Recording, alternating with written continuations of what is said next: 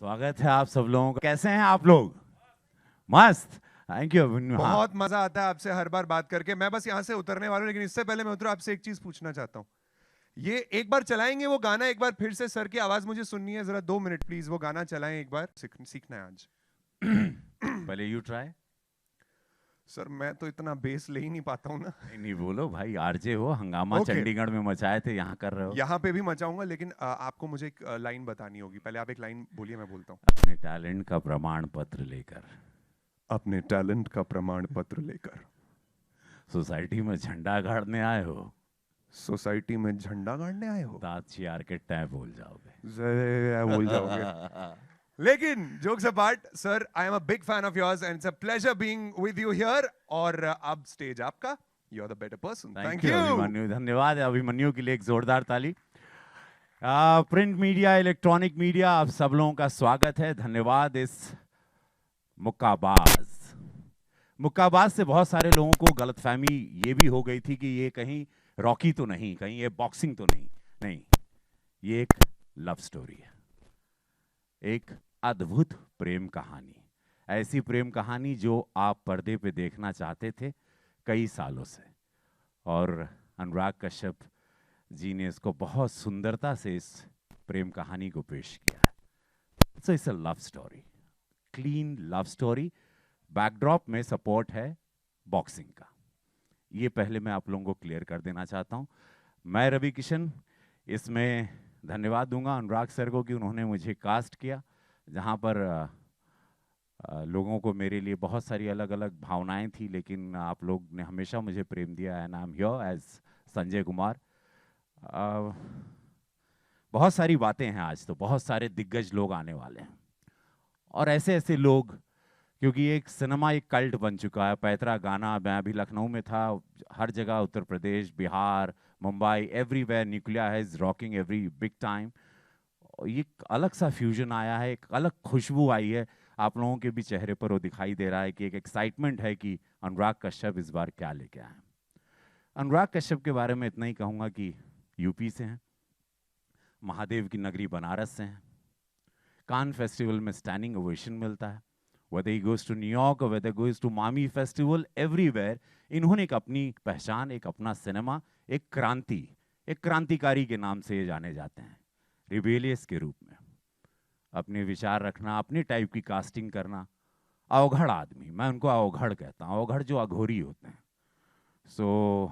ज़्यादा समय नहीं ज़ाया करते हैं, क्योंकि बहुत सारी बातें हैं और बहुत सारे लोग इंतज़ार कर रहे हैं बैक स्टेज।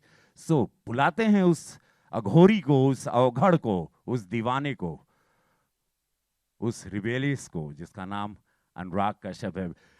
हेलो। हाँ, नमस्कार। स्वागत है आपका। कैसे हैं आप? हर हर महादेव। हर हर महादेव। कैसा लग रहा है ये अलग सिनेमा, जहाँ पे लोगों को लग रहा था आप जा रहे हैं, वहाँ पे आप सडनली सबको लग रहा है आप आ रहे हैं। सब लोगों ने आपके जाने का पूरा अर्थी तैयार कर दी थी। वो आना जाना तो लगा रहता है हमें। डॉक्टर ने जब से बोला है सुबह जब आप वॉक पे निकलिए आपका वजन बढ़ता जा रहा है, तो जब वॉक पे निकलते हैं तो जाते हुए दिखते हैं, लेकिन इवेंचुअली लौट के आते हैं। गाली नहीं आप इस सिनेमा में दे रहे हो, क्यों भाई? गाली नहीं आपकी फिल्म में, ये क्या खेला है? ये मतलब है कि अभी अब ठीक है, जितना अंदर था निकाल चुके हैं। आप जो है अब कहानी बोलते हैं। Love story. लव स्टोरी नहीं, कहानी बोलना बहुत जरूरी है। और लव स्टोरी आई थिंक हमारा एक बहुत पुराना कल्चर रहा है। हम सोशियो पॉलिटिकल सिनेमा बनाते थे और प्रेम कहानी के जरिए ही हम लोग सब कुछ कहते थे, और वो सबसे अच्छा तरीका है प्रेम कहानी देखनी है। प्रेम से ताकतवर कोई चीज़ है ही नहीं दुनिया में, और वही है जो उसके थ्रू आप सब कुछ कह सकते हो। कैन यू सी, आप उम्मीद कर रहे हैं गुलाल, गैंग्स ऑफ वासेपुर, रामन रागा और न जाने इनकी अनगिनत जितनी फिल्में, डेवडी, और अब ये लव स्टोरी, ये है अनुराग कश्यप। इसीलिए मैं इनको अवघड़ कहता हूँ, अघोरी कहता हूँ। ये रवि किशन को चुनते हैं, ये जिमी शेरगिल को चुनते हैं, विनीत सिंह को चुनते हैं, एक नई लड़की लखनऊ की बहुत ही सुंदर जोया को चुनते हैं, आनंद। चलिए अब मिलाते हैं उनसे भैया, जिनका फ्यूजन बहुत काम है। जिस तरह न्यूक्लिया के साउंड में इन्होंने, ये उन्हीं की उपज थी कि रवि किशन तुम बोलोगे कुछ, तब बुलाते हैं उस व्यक्ति को जिनके साथ हमने तन्नू वेड्स मन्नू की थी। मैंने एक छोटा सा पार्ट किया था। मधुर, बड़ी मधुर वाणी है उनकी, उनकी बातों के प्रेम में इतना इतना जादू है कि मैं अपने स्वयं के कपड़े जो आप तन्नू वेड्स मन्नू में मैंने जो पहने थे, मैं घर के कपड़े लेके गया था। इतनी मधुर वाणी है, तो एक जोरदार तालियों के ये आप। ये मेरी ज़रूरत थी। अगर अनुराग पहले बोलते तो शायद ये बोलते ये इनकी थी, पर ये मेरी ज़रूरत थी कि मैं किसी तरह अनुराग के साथ जुड़ूं, और मेरे को ये मौका मिला। और इसके पीछे लंबी कहानी है, मैं यहाँ नहीं सुना रहा, पर ये बता देता हूँ कि जब मेरा सफ़र वैसा चल रहा था, जब मैं अपनी कहानी पे काम कर रहा था और ख़ुद को ढूंढ रहा था, और फिल्म मेकर की लाइफ में, डायरेक्टर की लाइफ में ये बहुत होता है कि आप फिल्म शुरू कर लेते हैं और इनिशियल टाइम्स में तो थोड़ी सी फिल्म बना के आपके पैसे ख़त्म हो जाते हैं, तो फिर आप पैसा ढूंढने निकलते हैं। तो उस वक्त अनुराग थे जब मैं खुद को ढूंढ रहा था और कुछ फाइनेंसर्स ढूंढ रहा था। ये आए और इन्होंने मुझे बोला कि आप यहाँ खड़े हैं, ये आपकी फिल्म है, ये आप ऐसे बनाएंगे जैसे आप बनाना चाहते हैं। And he got me made Tanu weds Manu. So उसके बाद वाला जो ट्रैवल है,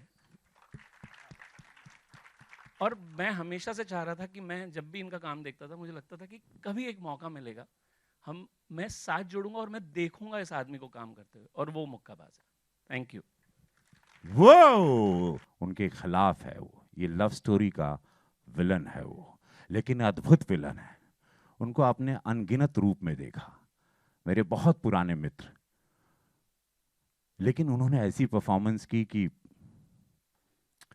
यस, जिमी शेरगिल, क्या कहना चाहेंगे आपको? और ये रूप धारण किया, क्या क्या प्रिपरेशन की, the white to everything and the lens what not, my God. मैं ऐसा ही हूँ यार, वो तो ये अनुराग जी जो हैं उन्होंने वैसा कराया, मुझे ऐसा ही रहना चाहिए, क्योंकि अदरवाइज लोग पिक्चर देख के यही कहेंगे तो बुढ़ा गया है जिमी शेरगिल। फिर सब रोल वैसे ही मिलने लग जाएंगे। तो अभी बीच में कुछ एक ऐसा दौर आया, मदारी वदारी थोड़ा सा सबने बोला थोड़ा मैच्योर्ड करो, ऐसा फंसा मैंने कहा भाई वापस आ जाओ, अभी थोड़ा टाइम है, उसके बाद बुढ़ापे के रोल करेंगे। बट नेवरदलेस ये बैठे हैं राय साहब यहाँ पे, ये हमारे अनुराग भाई, बहुत मज़ा आया काम करके। आई थिंक ऐसी चीज़ें जो हैं मिलती रहें और इंसान करता रहे। आई थिंक एक एक्टर के लिए इससे बड़ी क्या चीज़ हो सकती है यार। ये मतलब ये द काइंड ऑफ कमेंट्स कि क्या फ्यूजन है। जिमी को ये बहुत बड़े सुपरस्टार पंजाबी इंडस्ट्री के, कनाडा से लेके हर जगह अनुराग भाई बता रहे थे कि मैडनेस है।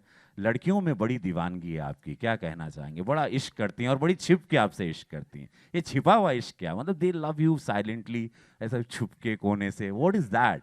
ये मैडनेस, ये क्या क्या था? क्योंकि मैं जो जिमी को जानता हूँ, बोलने लगूंगा ना नहीं गड़बड़ हो जाएगा। ये मैं जो जिमी को जानता हूँ, ये मेरी मुलाकात आप लोगों को आज बताऊं, पहली बार मेरी मुलाकात हुई, हम लोग वीरा देसाई रोड पर वहाँ रहते थे, ये भी रहते थे। इनको रोज सुबह मैं हर मंदिर के पैदाने पे ऐसे sir, so whenever I to see him, और मैं अपने मैं तो रसिया टाइप का आदमी, मैं तो अपने ट्रिप पर कहीं जा रहा हूँ तो देख रहा हूँ एक आदमी मंदिर में झुका हुआ है। तो हर फिर लखनऊ तन्नू वेड्स मन्नू में भी रोज पैकअप के बाद पता है जिमी कहाँ गए, बोले किसी मंदिर में गए होंगे, आज हनुमान जी के गए, कभी साईं बाबा के गए। भाई ये संत आदमी है, and is a lovely soul, beautiful soul, amazing actor, amazing actor. कुछ कहना चाहोगे मुक्काबाज के लिए? क्या फील आ रहा है आपको?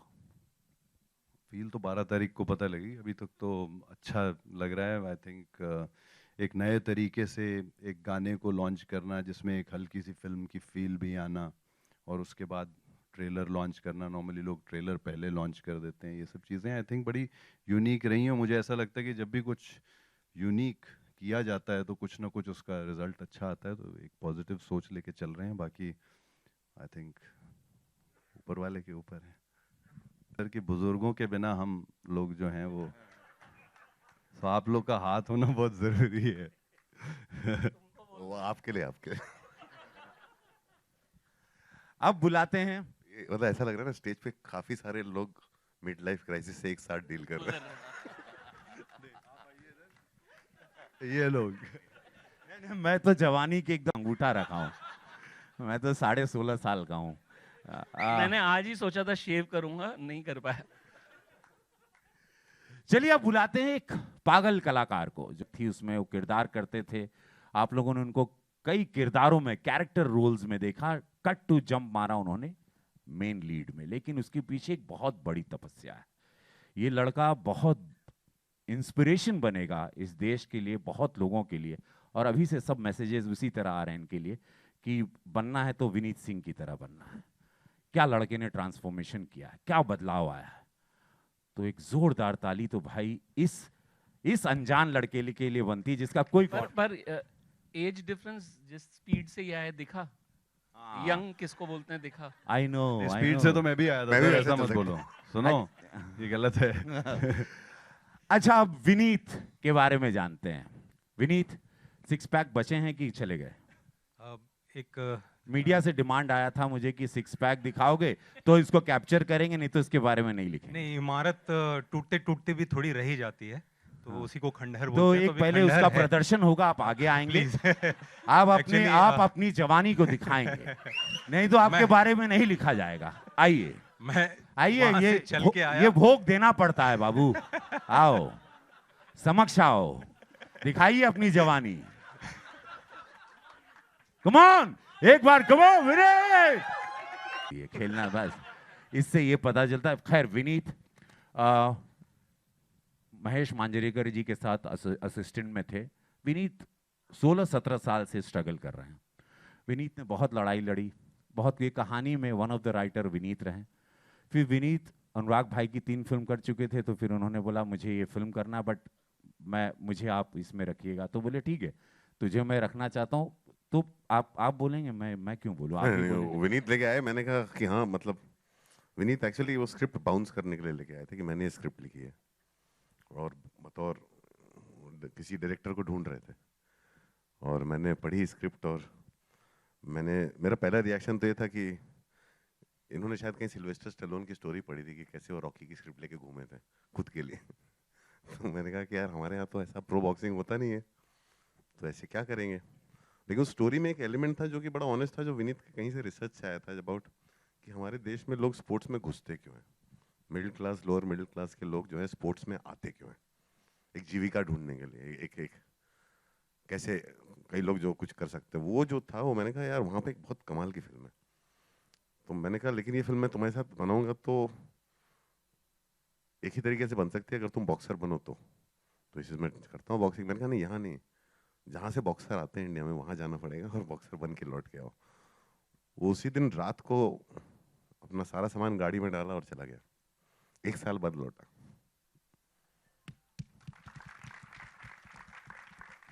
लिटरली वो 1 साल पूरा डॉक्यूमेंट किया हुआ है। वो 1 साल की पूरी ट्रेनिंग जो है डॉक्यूमेंटेड है। वो 1 साल वहाँ पे रहे। वहाँ पे भी एक अलग लड़ाई कि आप गए हैं वहाँ पे और आदमी आ रहा है, ये तो यार ये हीरो बनने आया है, ये क्या बॉक्सिंग करेगा। और तो वो एक्सेप्टेंस नहीं था वहाँ पे विनीत के लिए स्पोर्ट्समैन में कि ये तो बॉम्बे से आया है, इसको तो किसी ने बैकिंग दिया होगा, किसी ने फंडिंग किया होगा। तो विनीत स्टार्टेड विथ सुबह जाके अटेंडेंस लगाना, जगह साफ करना, till they make him his own. He was they उन्होंने उसको अपने एक्सेप्ट किया, उसको अपना बनाया। और शुरुआत ऐसी हुई, रोज जाके जिम साफ करता था सबके लिए, खड़ा रहता था साइड में टॉवल लेके, सब करता था, वेट किया था कि तब तक वो लोग इसको एक्सेप्ट नहीं करें। And that was how he started his journey. So उस तरह की लगन नहीं होती तो I don't think anybody can do things. Vineet, अपने कैसा लग रहा है तुम्हें? You been too many festivals now and standing ovation, कैसा लग रहा है? बहुत खुश हूँ, बहुत खुश हूँ, मुझे बहुत अच्छा लग रहा है। कोई भी शहर में आता है तो एक सपना लेके आता है, और अगर सपना नहीं होता तो मुझे नहीं लगता कि मैं डॉक्टर हूँ और मैं यहाँ आता। और सपना था, लेकिन ये नहीं पता था कि कैसे होगा। फिल्म में एक डायलॉग भी है कि हम सब ठीक कर देंगे, कैसे करेंगे हमको नहीं पता, लेकिन हम कर देंगे। तो बस ऐसा ही कुछ था, भरोसा आ गया। फिर दूध का दूध, पानी का पानी, हर किसी के साथ होता है, मेरे साथ भी हुआ। होते होते होते होते 17-18 साल बीत गए और ये हुआ। Thank you. का दिमाग बंद हो जाता है, समझ में नहीं आ रहा, लाइट जल रही कि आप लोग बैठे हैं कि ये जीवित है, इसको खुद पता नहीं कि मेरी सांसें चल रही हैं। और ये बहुत ही सुंदर पल होता है कलाकार की जिंदगी में, जब वो रेंग कर आता है, जब वो स्ट्रगल करता है इस मुंबई शहर में, जहाँ पर वो एक बनारस की छोटी सी जगह, ही इज अ डॉक्टर, ये पेशे से, इनके पापा टीचर हैं, इनके पापा पढ़ाते हैं वहाँ कॉलेज में बनारस में, और ये स्वयं एक डॉक्टर भी हैं और बहुत पढ़े लिखे परिवार से हैं। और अध्यात्म का भी ज्ञान इनको परिवार बहुत में अच्छा। सभी टीचर हैं ऑलमोस्ट। इनके परिवार में सारे टीचर हैं, तो एक कमाल है इनका। इनकी बहन राइटर भी है। चलिए, अब ये हो गए विनीत सिंह, आप लोगों के सामने पेश हो गए। जवानी नहीं दिखाई इन्होंने, कावर्ड या दबाई हुई या दबी कुचली इनकी लड़की। अब सोचो, गूंगी बहरी है या गूंगी है, लेकिन वो भी च्युइंगम लेके वो भी जी रही है जिंदगी। That is the beauty about this man, जिनका नाम अनुराग कश्यप है। तो चलो अब बुलाते हैं उस गूंगी लड़की को जो आज आप लोगों के समक्ष बोलेगी, और वो लखनऊ से है। अगेन, जोया नाम है उनका। एक जोरदार तालियों के साथ जोया का हिंदुस्तान के इतिहास में गूंगी बोलेगी, बोलेगी, बोलेगी। एंड शी का मीडिया तुम्हारे सामने है और तुम खेल जाओ। क्या खेलूं मैं? हाय, कैसा लग रहा? How you feeling? so excited, so many emotions. I don't know what to do with them. How was the feel when I was there with you, red carpet? We were walking on Mami Festival. How was वही that feel? है अभी। Goosebump? Yeah, Butterflies? so many butterflies. I remember 45-46 degree का temperature था। एक लड़की 50 degree में काली उलझी, और ये तो मेकअप वेकअप देते नहीं है। एक ही वैनिटी वैन थी वहीं पे। मतलब हम लोग को सबको बदलना, और हम जिमी, हम लोग सब कंफर्ट लाइफ जीने वाले, जो भगवान की दया से हम लोगों को सब कुछ मिलता है। लेकिन यहाँ पर इनकी फिल्म में कुछ नहीं था। हम पहले दिन मैं भी शॉक की, एक ही वैन में बैठना है। अब किसी के मोजे की बदबू आ रही है उसमें, कोई बड़ा अजीब सा माहौल था। बट और ये हम दोनों को एक अच्छी होटल दिए थे, ये कहीं घाट पर एक छोटे से लॉज में कोई छोटी होटल में रहते थे। तो ये ऐसा कर देते थे कि आप खुद ही शर्म से डूब मरो, आप खुद ही कुछ नहीं, मैं स्वयं कहीं पे रहते थे। तो ये बहुत कुछ हुआ हम लोगों के साथ। खैर, लेकिन हम लोगों ने उसको निभा दिया, और उसका रिजल्ट था, क्योंकि मेरा सपना था, I wanted to work with him, और मैंने कर लिया। तुम्हारा क्या था? सपना? हाँ, मेरा भी सपना यही था actually. People keep asking me like how this is such a unconventional kind of debut and all that, but I mean this was just the most like obvious thing for me to kind of do and want. So yeah, I'm really happy that. Thank you. Oh, no, ये thank you. Miming the practice, या how ये the sign language and all, कितना समय लगा? It took me a few months. Actually, of course, पहले तो जैसे अनुराग ने कैरेक्टर लिखा था वो था, then how I saw it myself, and of course, I mean my sign teacher Sangeeta was just, I mean, fantastic. We were very clear that the Sangeeta way is sitting right there. हम चाहेंगे Sangeeta.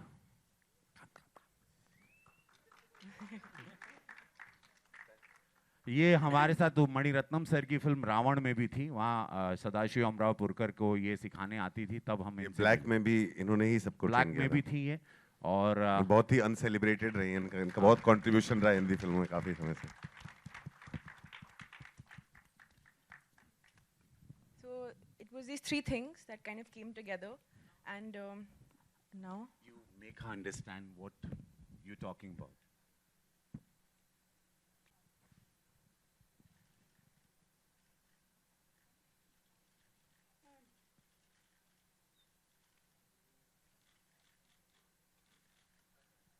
basically saying she liked me. The idea with this film was like मैं बहुत improvise करता हूँ, तो मेरा ये था कि आप फिल्म के डायलॉग्स पे साइन लैंग्वेज में, आप साइन लैंग्वेज पूरी तरह सीख जाइए ताकि आप improvise भी कर सकें। साइन लैंग्वेज आज इनको इस तरह से आती है कि आप उनसे सवाल पूछें और साइन लैंग्वेज में जवाब दे सकते हैं। तो that's the kind of training she also underwent and became that character before we started the film. Yeah, we wanted it to be as authentic as just, that you could like reach out and touch her and not seem like very caricaturish or stereotypical the way we've kind of seen it before. And it's such an important part of the character that she has, I mean, there was no way that I could just only learn my dialogues and all of that, because that's just not what the character is about. She's very proud of who she is. She doesn't even think that she herself is a handicapped person or any of that. Her frustrations with people are, why don't you understand me? And that's just how we want to do it. She, of course, was a big inspiration, the way she is, her personality, the way she kind of conducts her life and goes about it. So when I first met her, I was just like, she's it, this is it. Sports के बारे में क्या कहेंगे भाई? ये पीड़ा, pen, इसके अंदर कुछ लव स्टोरी के साथ कुछ दर्द भी दिखाई दे रहा है, ये क्या है? नहीं, कहानी एक तो ये भी है कि हम लोग जब ये फिल्म बनाने निकले हुए था कि हमारे यहाँ हम लोग सडनली बहुत सारी स्पोर्ट्स मूवीज बनाने लग गए। हमारी स्पोर्ट्स मूवीज हमारे मेडल से ज़्यादा है। सो कहीं वो जो पीड़ा थी वहाँ से ये फिल्म आई है कि ऐसा क्यों होता है कि हम लोग, हमारा देश जो जनसंख्या के मामले में चीन के जैसे बाद आता है, हमारी जनसंख्या जो है काफ़ी है, और अगर सिर्फ हम वर्ल्ड वाइड इंडियंस को गिने तो हम काफ़ी बराबरी पे हैं, लेकिन हमारे मेडल्स में हम हमेशा कहीं नीचे ही रह जाते हैं, हमेशा मेडल टैली में नीचे रहते हैं। तो क्या चक्कर क्या है, क्यों हमारे यहाँ से स्पोर्ट्समैन नहीं निकल पाते? और वो जो है जब ये ट्रेनिंग पे गए और इनके जो कोच लोग जितने सारे बॉक्सर्स, इस फिल्म में बता दूं आपको कि इस फिल्म में जरा भी स्टंट कोरियोग्राफी नहीं है, बॉक्सिंग कोरियोग्राफी नहीं है। इन्होंने जिनसे फाइट किया फिल्म में वो actual defending Asian champion Neeraj Goyat या दीपक तनवर, जिनको आप ढूंढेंगे गूगल करेंगे, he fought actual boxers in the ring with no boxing choreographer. So And all the punches were real. So the idea was just that कि जब उनके साथ इंटरेक्ट करना चालू किया तब समझ में आया कि हमारे स्पोर्ट्स सिस्टम में प्रॉब्लम कहाँ है, और कहीं ना कहीं एक लव स्टोरी के जरिए, एक फिल्म के जरिए हम लोग जो है वो एक्सप्लोर करना चाह रहे हैं। तो कहानी एक sports, actual it's a very pro sports film, I call it the most pro sports film, but it's a film that is very needed कि हम लोग खामखा एक अजीब से सेलिब्रेशन में चले जाते हैं, हमें एक छोटा सा कुछ मिलता है हम पागल हो जाते हैं, हम बौरा जाते हैं, हमें समझ में नहीं आता हमारे साथ क्या हो गया, और फिर हम उसमें भूल जाते हैं कि एक्चुअली हुआ क्या था। एक छोटे से मेडल को इतना ज़्यादा सेलिब्रेट किया जाता है कि वो जो छोटा सा मेडल पाने वाला अगली बार वो क्वालिफाई भी नहीं हो पाता। तो हम लोग उस आयरनी को लेकर के अगर एक्चुअली देखें तो वो फिल्म कहीं ना कहीं वहाँ से आई है, और वो फिल्म का एक पूरा प्रोसेस रहा है, बहुत टाइम लगा है इस फिल्म को बनने में, और बहुत ही हम लोग ने चुपचाप अंडर द रेडार बहुत सालों से काम किया है, एक डेढ़ साल तो इन सबकी ट्रेनिंग में ही गया है। तो फिल्म स्पोर्ट्स को उस तरह से देखती है कि स्पोर्ट्स में क्या क्या चीज़ों से हम डील करते हैं जिसका एक्चुअली स्पोर्ट्स से कोई लेना देना नहीं है, ट्रेनिंग से कोई लेना देना नहीं है। यहाँ पे आपके जो कोच हैं, जहाँ पे आपके जो सेलेक्टर्स हैं वही बॉस है, मतलब हमारी ये कंट्री है जहाँ पे स्पोर्ट्समैन जो है इकोनॉमी क्लास में जाते हैं और उनको ले जाने वाले जो हैं सब बिजनेस क्लास में ट्रैवल कर रहे होते हैं। तो ये आयरनी हमारे ही देश में है, और फिर हम एक्सपेक्ट करते हैं मेडल्स। तो ये फिल्म कहीं वहीं से आई है, बहुत ज़्यादा गंभीर हो गया माहौल। हाँ भाई, मामला तो बात, लेकिन कास्टिंग, ये जिमी शेरगिल, रवि किशन, विनीत सिंह, जोया, मुकेश छाबरा, एक ऐसा नाम जिनको बहुत सारा श्रेय जाता है। पहला फ़ोन हमको उन्हीं के ऑफिस से आया था, और पहली बार मैंने एक वीडियो क्लिप बना के अनुराग भाई को भेजा था। इनको ट्रस्ट नहीं था कि रवि किशन या मेरे लिए तो इनको ट्रस्ट जरा भी नहीं था कि मैं संजय कुमार कर पाऊंगा। ये इनको लगता था मैं बड़ा फ्लैम्बॉयंट हूँ, जब भी कहीं मिलता था इनको लगता था अजीब आदमी है। तो मैंने इनको वीडियो क्लिप बनाया, और मैं मुकेश छाबरा जी, अगर he is here somewhere, I don't no, is he here, कहाँ है? आइए ना, आइए आप, प्लीज प्लीज प्लीज, एक मिनट, आपको आना है, आप जरूरत है आपकी। आया था मुकेश भाई, धन्यवाद आपको। अगर मुझे जो भी तारीफ आज मेरे जो थोड़ी बहुत मिल रही है उसके लिए, और अनुराग भाई के साथ काम करने का एक मेरा सपना था, वो इन्होंने पूरा किया।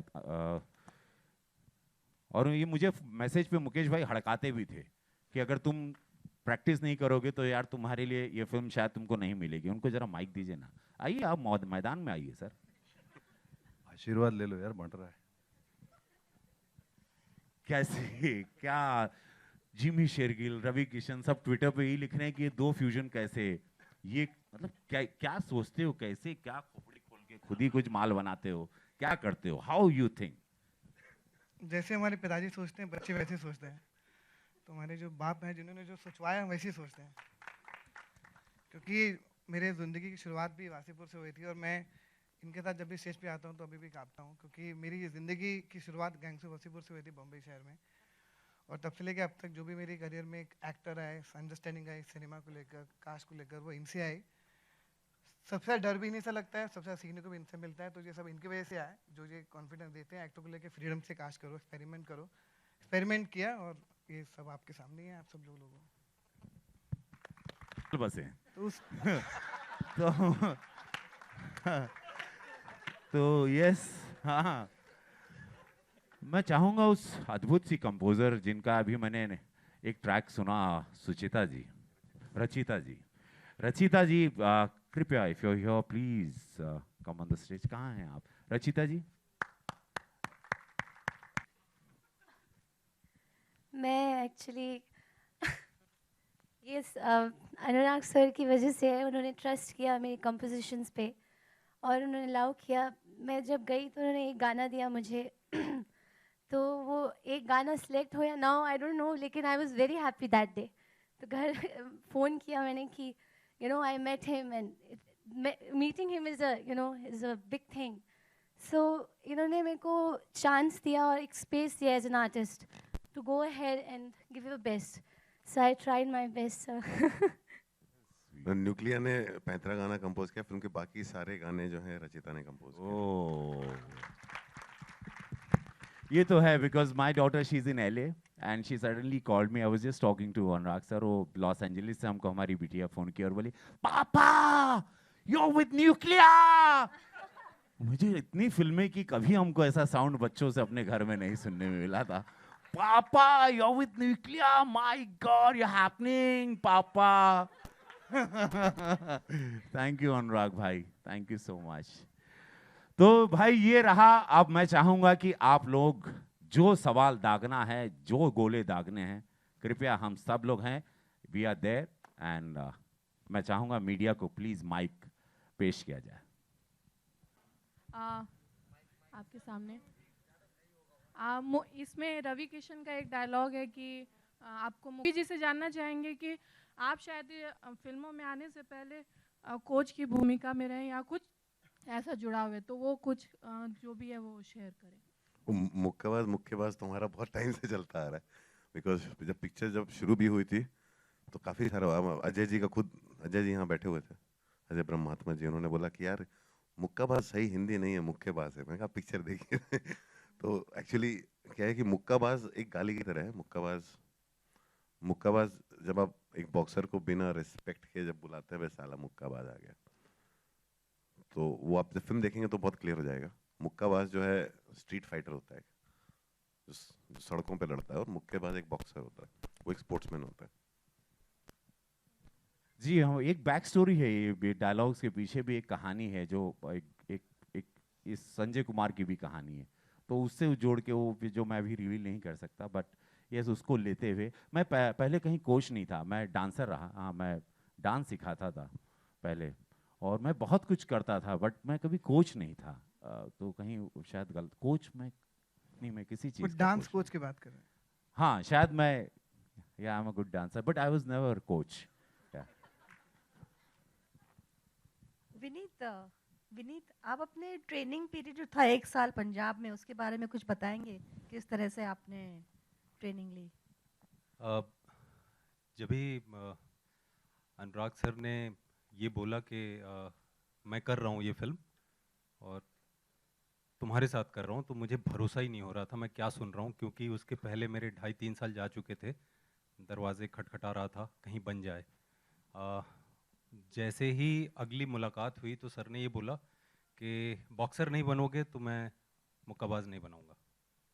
मैं सीधा घर गया और सामान पैक किया और गाड़ी ली और बाई रोड पटियाला पहुंच गया तीसरे दिन, और वहाँ ढूंढा और एक बिल्कुल नया था, एक एक चीज़ ढूंढनी थी। सब्ज़ी कहाँ मिलेगी, दूध कहाँ मिलेगा, चिकन कहाँ मिलेगा, मछली कहाँ मिलेगी, और मतलब डाइट की लिस्ट बड़ी लंबी कोचेज़ ने बताई, और बस 125 बॉक्सर्स खड़े हो जाते थे, उसमें मैं जाके चुपचाप खड़ा हो जाता था और जो वो करते थे मैं करता था, और मैं मुक्काबाज था, मैं भांजता था बस।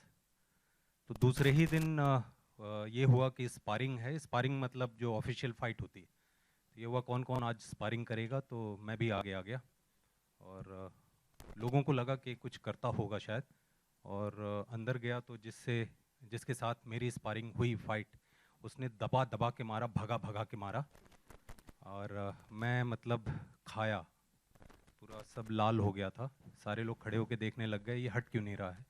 कोचेज़ ने इसलिए कुछ नहीं बोला कि अगर इसे रोक दिया तो इसका हौसला टूट जाएगा, और देखते हैं अगर भागना है तो भाग जाएगा, अगर इतना फटने उठने के बाद भागना है तो भाग जाए। और उसके बाद मैं लड़ता ही रहा, फिर कोचेज़ ने ही रोक दिया। फिर ये सिलसिला चलता रहा। मैं प्लान करता था बहुत सारा कि मुक्का आएगा, दायां आएगा, मैं नीचे से निकलूंगा, इधर से मारूंगा, ये करूंगा। तब तक वो 3 चिपका चुके होते थे, दूसरी जगह लैंड, दूसरी पोजीशन शिफ्ट कर चुके होते थे और 3 और दे रहे होते थे। मैं सोच ही रहा था, फिर सोचना भी बंद हो गया था। तो यही चल रहा था। फिर पता नहीं कैसे क्या हुआ, मालूम नहीं, मैंने अलाउ किया कि आप मारो, और जब मैंने बॉक्सर्स को ये बोला कि आप मारो तो वो ऐसे देख रहे थे। और उन्होंने रिएक्ट ये किया था, पाजी सोच लो, लग गई तो ऐसी हो जाएगी, नाक देख लो इसकी टूटी हुई है, चलेगा क्या? तो मेरे पास कोई रास्ता नहीं था। मैं बोला ठीक है मारो, और फिर वो सिलसिला चलता रहा। रोज़ लाल होता था, चेंज करता था, जाता था, और बस चलता ही रहा। फिर धीरे धीरे धीरे धीरे बाद में वो एक सर हैं अनुदीप सर, उन्होंने देखा तो उन्होंने बोला ये तो रिटायरमेंट की एज है, तुम चले आए बॉक्सिंग सीखने, चक्कर क्या है? तो उनको मैंने बोला नहीं, मुझे मैं बता नहीं रहा था कि मैं आया क्यों हूँ, लेकिन उनके साथ एक कंफर्ट फील किया, उनसे शेयर किया। तो उन्होंने बोला अगर सीखना है यहाँ तो 125 बॉक्सर्स के बीच में हम 5-10 मिनट भी नहीं दे पाएंगे, तो आप सुबह आओ, मेरे गांव में आना पड़ेगा, दूर है फार्म हाउस पे, तो वहाँ मैं कुछ सिखा पाऊँगा। तो मैं गांव जाता था सुबह पटियाला से, और काफ़ी दूर था। 3:30 बजे दिन मेरा शुरू हो जाता था, 5 बजे पहली ट्रेनिंग होती थी, दिन भर में करीब 8 घंटे की ट्रेनिंग होती थी, और बस ऐसे ही चलता गया। जी का जो सिनेमा है वो दोनों मतलब एक अलग अलग किस्म के सिनेमा, जो आप लोग का दोनों लोग का अप्रोच है वो एक अलग अलग तरह का है। तो दोनों लोग का तो साथ कैसे हुआ, ये तालमेल कैसे बना, ये मैं जानना चाह रही थी। मुझे एक ही चीज़ लगी थी, मुझे लगता है इनकी फिल्म बनाने की और मेरी फिल्म बनाने की नीयत सेम है। वो नीयत, इंटेंशंस मिलते हैं, तो शायद एक दूसरे को समझने में आसानी हुई हमें। आपका लखनऊ से मुंबई जमीन पे ऐसे खड़े होकर फिल्म बना रहे थे, मैं इधर देखा था, उधर हम लोग बस घूम गए। इसकी बहुत ज़रूरत है, वैसे ज़्यादातर लोग साथ आ जाए तो ज़्यादा अच्छा है। जोया, आपका लखनऊ से मुंबई का जो सफ़र है उसके बारे में अगर थोड़ा बताएं। My family is from Lucknow. I spent most of my life in Delhi, and my background is actually not in modeling or anything. I was doing theatre, so moving here seemed like a very natural kind of progression, you know, of things. So I hadn't again thought anything out. I had no like master plan in mind. I just moved, and that was that. Anurag ji, Sanjay Bhushan, आप जिस laws में रुके थे उस laws में के कुछ experience बताइए। वो तो भाई हम लोग हमेशा करते हैं, तो वासेपुर भी हम लोग लॉज नहीं, मैं घाट पे रहना पसंद करता हूँ, बनारस का आदमी हूँ, और घाट पे सनराइज देखना, घाट पे रहना काफ़ी, तो जहाँ जगह मिल जाती है वहाँ रह लेता हूँ। इस बार लकीली एक वहाँ पे एक ऐसी जगह मिली थी जहाँ पे योगा भी होता था सुबह दो, उस चक्कर में वजन भी कम हो गया, तो अच्छा था। मैं वासेपुर भी हमने घाट से ही बनाई थी, हम लोग घाट पे रहते हैं। मैं हूँ बनारसी, तो मेरे लिए वो सब लग्जरीज इतनी नहीं चाहिए। मेरे जितने भी खर्चे होते हैं जूतों पे होते हैं, मैं जूते बड़े पहनता हूँ, बचपन में बाटा पहन के ख़त्म कर दिया।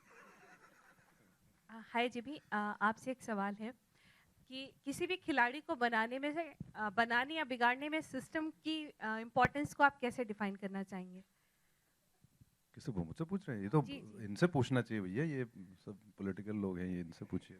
आप मुक्केबाज का कैरियर तो आप बिगाड़ रहे हैं ना? मैं पॉलिटिकल कैरेक्टर प्ले कर लेता हूँ, मैं उतना हूँ नहीं, ये अपना इसके लिए करेक्ट अनुराग जी हैं। हैं जी? फिर भी इस सिनेमा है, एक सिनेमा में एक बात उठाई गई है। तो आपकी आवाज़ इधर से आ रही है, आप हो कहाँ? जी ठीक। सिनेमा में एक चीज़ उठाई गई है, सिस्टम पे एक चीज़ कही गई है, तो क्या सोचते हैं सिस्टम कितना मतलब खिलाड़ियों को लेके सीरियस रहता है, नहीं रहता है? फिल्में बहुत कुछ कहती है।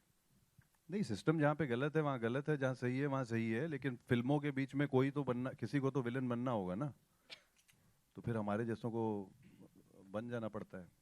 अनुराग, आप क्या कहना चाहेंगे? स्पोर्ट्स में तो है, आप देखिए स्पोर्ट्स में हम लोग खुद ही कहीं ना कहीं इसके जिम्मेदार हैं। आप एक फिल्म में भी एक जिमी का कैरेक्टर एक बात बोलता है कि बॉक्सिंग पे पिक्चर बनती है तो 40 करोड़ कमाती है, लेकिन बॉक्सिंग टूर्नामेंट रखो 40 लोग देखने नहीं आते। तो ये कहीं ना कहीं सबकी जिम्मेदारी है। और प्रॉब्लम ये है कि अगर आप कोई भी बॉक्सिंग टूर्नामेंट देख लीजिए, हमारे पास वीडियो, आप यूट्यूब पे वीडियो देखिए, वहाँ पे स्पोर्ट्समैन के अलावा ऑडियंस में और कोई नहीं होता। आप यहाँ पे सारी दुनिया जितना क्रिकेट स्टेडियम भर देती है, सारे स्पोर्ट्स में भर देते हैं, कोई कोई पेट्रनेज ही नहीं है स्पोर्ट्स को। हम यहाँ घर बैठे बैठे पता चलता है कोई एक ने हमारे बैडमिंटन में मेडल जीत लिया, सडनली आपको स्ट्रीट पे सब लोग बैडमिंटन खेलते हुए दिख जाते हैं और 5 महीने में सब बैडमिंटन एक्सपर्ट भी हो जाते हैं। लेकिन हमारे यहाँ जो भी स्पोर्ट्समैन पैदा हुए हैं वो एक इंडिविजुअल पैशन से पैदा हुए हैं, वो सिस्टम ने नहीं क्रिएट किया है। चाहे वो बैडमिंटन प्लेयर्स रहे हों, चाहे बिलियर्ड्स प्लेयर रहे हों, चाहे वो कुश्ती वाले पहलवान रहे हों, चाहे वेट लिफ्टर रही हों, जो भी रहा है एक इंडिविजुअल पैशन से। वो इंडिविजुअल पैशन खुद खिलाड़ी का भी होता है या खिलाड़ी में पैदा किया होता है स्पोर्ट्स, जो उनके जो कोच रहे होते हैं या किसी, चाहे आप दंगल देख लीजिए, वो एक फादर का इंडिविजुअल पैशन था जिसने वो बेटियों का रेसलर बनाया। सिस्टम में कहीं ना कहीं एक वो है जो ब्यूरोक्रेसी, जो स्पोर्ट्स में नहीं हर चीज़ में, वो जो है कभी कभी आड़े भी आती है और कहीं कहीं बहुत सेल्फ सर्विंग भी हो जाती है, वो है। और उसमें जो है एक्चुअल स्पोर्ट्समैन जो है कहीं ना कहीं दब जाता है। वो जज्बा चाहिए अंदर से कि हमें अगर आप जब तक प्राइड नहीं लेंगे स्पोर्ट्स में कि हम इस स्पोर्ट्समैन को सपोर्ट करेंगे और प्रोजेक्ट करेंगे, तब तक स्पोर्ट्समैन बाहर निकलेंगे नहीं। हम प्राइड लेते हैं मेडल जीतने के बाद, उसके पहले हम कभी स्पोर्ट्स में प्राइड नहीं लेते और कहीं ना कहीं हम सब जिम्मेदार हैं उसके, हमारी स्पोर्ट्स की जो हालत है। अब अकेले सिस्टम को नहीं ब्लेम कर सकते। अनुराग, आपके कुछ ऐसे दोस्त भी हैं आपके लेफ्ट में, आलोक है, कोई ऐसे दोस्त, कुछ ऐसी कहानियां जिन्होंने सरकारी नौकरी? बहुत सारे स्पोर्ट्स, मैं खुद स्पोर्ट्समैन रहा हूँ, मेरे पिताजी स्पोर्ट्समैन रहे जी, मैं यूनिवर्सिटी लेवल तक खेला हूँ और हमारे सामने कभी ऑप्शन नहीं था कि स्पोर्ट्स को करियर चुना जाए। हम लोग स्पोर्ट्स खेलते थे लेकिन स्पोर्ट्स में करियर बनाना है वो तो सोचना ही नहीं था, क्योंकि हमने देखा मेरे पिताजी ने तो नेशनल लेवल प्लेयर्स को कोच किया हुआ है। तो ऐसा नहीं है कि स्पोर्ट्स से मेरा कोई जुड़ाव नहीं रहा, काफ़ी रहा है। मेरा भाई जो डायरेक्टर है वो बहुत बढ़िया क्रिकेटर है, वो आज भी क्रिकेट बहुत अच्छा खेलता है, लेकिन किसी ने वो करियर को परस्यू ही नहीं किया क्योंकि वो इतना डिस्करेजमेंट है और मालूम नहीं क्या होगा। और मेरा खुद पर्सनली बहुत सारे लोगों के साथ रहा है। हमने जब इस फिल्म के साथ जब शुरुआत किया था तो स्पोर्ट्समैन का रिएक्शन इस फिल्म के साथ कॉन्स्टेंटली था। एवरीबडी वुड एंड अप कहीं से यही हमारी कहानी है, हमारे स्पोर्ट्स की यही कहानी है। हमने बहुत सारे लोगों को ऑन कैमरा भी रिकॉर्ड किया था। एंड स्नेहा थी गैंग्स में, इस बार रुचिता हैं, तो कह सकते हैं कि 360 डिग्री फिर से घूम के हम उस स्टाइल ऐसा नहीं है, रचिता बहुत टैलेंटेड है, रचिता बहुत ज़्यादा, ऐसा नहीं होता कि हवा में से कुछ हो जाता। रचिता गाने आई थी और उन्होंने मुझे अपना गाना सुनाया तो मुझे गाना तो बहुत अच्छा लगा। मैंने कहा कंपोजिशन किसकी है, तो उन्होंने धीरे से बोला वो मैंने ही अपने आप किया था। तो मैंने कहा आप मेरे साथ ऑफिस चलो, और मैंने इनको ये मुश्किल है अपना मेल प्रिय दिया। मैंने कहा आप इसको कंपोज करो। इसे सर मैं ऐसे हाँ करो, तुम करोगे, और उन्होंने किया। उसके बाद आप बाकी रिजल्ट देखिए। उसके बाद आनंद जी ने कम से कम कितना 50-50 वो गाना मतलब आने से पहले ऑफिस में जिसको भी सुनाता था अनुराग उससे आके 50 रुपए ले जाता था। बोला रिलीज से पहले जो गाना सुनेगा वो 50 रुपए देगा। तो रचिता को दे दो सारे। और काफ़ी सारी फिल्में और भी फिल्मों के लिए साइन किया इन्होंने, जिस तरह का काम कर रही हैं, जिस तरह की चीज़ें हैं। रचिता ने फिर उसके बाद न्यूटन के लिए एक गाना कंपोज किया और शुभ मंगल सावधान का बैकग्राउंड स्कोर पूरा का पूरा इनका है। मुकेश, क्या ब्रीफ होती है जब आप अनुराग की फिल्म करते हैं, या कि किस तरीके की कास्टिंग? क्योंकि आप बोल रहे थे कि अभी भी मेरे हाथ कांप रहे हैं जब बगल में खड़ा हो रहा हूँ। वो ब्रीफ नहीं होता, वो एक माहौल होता है। वो आज तक समझ में नहीं आया ब्रीफ क्या होता है। एक फ्रीडम होती है, एक एक्सप्रेशन होता है। आई थिंक जो जिस तरह से वो समझाते हैं कहानी को, जिस तरह का ट्रस्ट करते हैं, I think always want to look actor to very real and experiment. और वो हर बार बोलते नए टैलेंट लाओ, नए टैलेंट लाओ। आई थिंक सबसे ज़्यादा टैलेंट जितना भी नई फिल्मों में मैंने अभी तक लाया है वो इन्हीं की फिल्मों में लाया है। आई थिंक वो फ्रीडम जो है वो, और ट्रस्ट जो है वो नए एक्टर पे करने का, वो सब फ्रीडम जो है वो इन्हीं से आता है। इनका जो ब्रीफ पे ये होता है कि एक ऐसा एक्टर लेकर आ जो किसी ने नहीं देखा और जो रियल लगे, और या फिर एक्सपेरिमेंट कर। तो ये सब एक्सपेरिमेंट करते हैं। वो ट्रस्ट जो है वो ट्रस्ट के ऊपर खेला जाता है। आई थिंक ब्रीफ से ज़्यादा ट्रस्ट होता है कि जा एक्सपेरिमेंट कर। मुझे अभी भी याद है गैंग्स ऑफ वसीपुर के लिए एक ऑडिशन देखा था, उसके बाद कोई ऑडिशन देखा नहीं उन्होंने। फिर मैं पंकज त्रिपाठी का ऑडिशन देखा था, मैं मुरारी का ऑडिशन देखा था, उसके बाद ऑडिशन देखे नहीं। आई थिंक वो ट्रस्ट एक रिलेशनशिप डेवलप हो जाता है। मेरी परवरिश बहुत अच्छी हुई है, तो पिताजी ने परवरिश थोड़ा ठीक से किया है। तो आई थिंक इस वजह से मेरे जो है वो ब्रीफ की वजह से सब कुछ होता है। नहीं, ऑल्सो नए लोग मेरे को इसलिए चाहिए होते हैं क्योंकि मैं चाहता हूँ जो भी मेरे साथ काम करे अपना पूरा टाइम मुझे दे। मतलब बहुत सेल्फिश रीज़न है, चाहे वो रचिता हो, म्यूज़िक कर रही हो, चाहे वो एक्टर्स हो, चाहे कोई भी हो, मैं चाहता हूँ मैं उनका पूरा टाइम मुझे मिले। इसलिए मुझे वो लोग चाहिए होते हैं जो बहुत सारी चीज़ें नहीं कर रहे हों। Just a second. Sorry to interrupt you. This is the last question for the interaction, so please continue. Sports की फिल्में बनती हैं तो कई बार ऐसा होता है कि देशभक्ति हावी हो जाती है। तो ये ज़रूरी है कि स्पोर्ट्स की फिल्मों पे देशभक्ति का की रहे, और इस फिल्म में ऐसा है क्या? देखिए क्या है ना, देशभक्ति जो है अभी एक फॉर्मूला हो गया है, वो एक फॉर्मूला हो गया है। वो फॉर्मूला जो है सिनेमा में भी है, वो फॉर्मूला जिंदगी में भी हो गया है। तो ये फिल्म कहीं ना कहीं उस पर कमेंट तो करती है, लेकिन हावी नहीं होती। हाय, मैं तुषार दिस साइड, माय कोश। हाय, इधर सामने बिल्कुल आप सबके। पहली बात, कॉन्ग्रेचुलेशंस, ट्रेलर देख के फील आ गई मुझे। जिंदगी का पैतरा ना, मतलब अभी मैं डांस कर रहा था तो मेरे साइड में जो लेडी बैठे हैं वो कहते तुझे क्या हो गया। मैंने कहा ये ना मेरे फेवरेट बंदे की फिल्म है, और गैंग्स ऑफ वासेपुर से मैं उस बंदे को बहुत प्यार करता हूँ, क्योंकि मैंने गाली देना सिनेमा को देखने 2012 में शुरू किया था। तो मम्मा कहते क्या हो गया, तो मैंने कहा यार ये सब हो गया, ऐसी पिक्चरें आ रही हैं। तो congratulations for the trailer. And my question to mister Ravi Kishan कि आपका एज अ कोच का क्या ट्रेनिंग रही, और क्या आप सबको कुछ न्यू करना पड़ा? मुझे विनीत आए थे एक बार घर पे मेरे जिम है वहाँ पे, उन्होंने एक बार ये जहाँ जाते थे मैं वहाँ गया। फिर उसके बाद अनुराग सर ने मुझे 2-3 फिल्में दी अंग्रेजी की, and he said he watch this films and I was watching. तो विनीत ने हमारी बड़ी मदद की कि खाली बॉडी लैंग्वेज नहीं, और ये बहुत सारी चीज़ें विनीत ने हमको बेसिक सिखा दिया। और मैं चूंकि फिल्में साउथ में भी बहुत करता तो भाग दौड़ बहुत करता रहता, कुछ चीज़ें ली और मैं गायब हो गया और मैंने वेट बढ़ाना शुरू किया। कुछ मैंने 98 किलो कर दिया। उसकी एक रिटायर बॉक्सर है जिसके जीवन में कुछ हुआ नहीं, तो वो एक ऐसा चौड़ी चेस्ट लेके खाली चलता रहे। तो वो मैंने इस ट्रेनिंग में किया कि खाया दबा के, और घी की रोटियां खाता था और चावल खाता था, अचार और प्याज लपेट के, और उसके साथ मतलब ये मैंने इसकी ट्रेनिंग की। बाकी विनीत को धन्यवाद, तुमने मुझे जो स्टांस सिखाया अब मैं अपने बेटे को सिखाता हूँ, for that completely. So yes, ये ट्रेनिंग रही। और विनीत से एक बात हमने कही थी, अनुराग भाई के घर पे मिला था, तो विनीत को मैंने बोला देखो विनीत, पता नहीं क्या, मैं तुम्हारी आंख में आंख डाल दूंगा, बस मैं इतना जानता हूँ कि तुम्हारी आंख में आंख डाल दूंगा। तो उसको लगा ये थोड़ा पागल है। आंख में मतलब विनीत करूंगा क्या मालूम नहीं, बस तुम्हारी आंख में मेरी आंख धसी रहेगी, तुमको खेलना है। तो इनको लगा कुछ अजीब टाइप की ट्रेनिंग करके आएगा, ये क्या करेगा।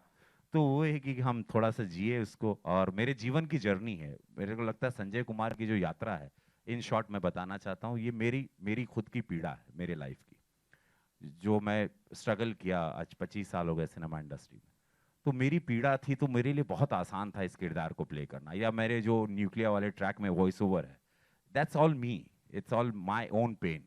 वो मेरी खुद की जर्नी है, इतनी साल, जो आप लोग काफ़ी लोग जानते हैं मेरी यात्रा।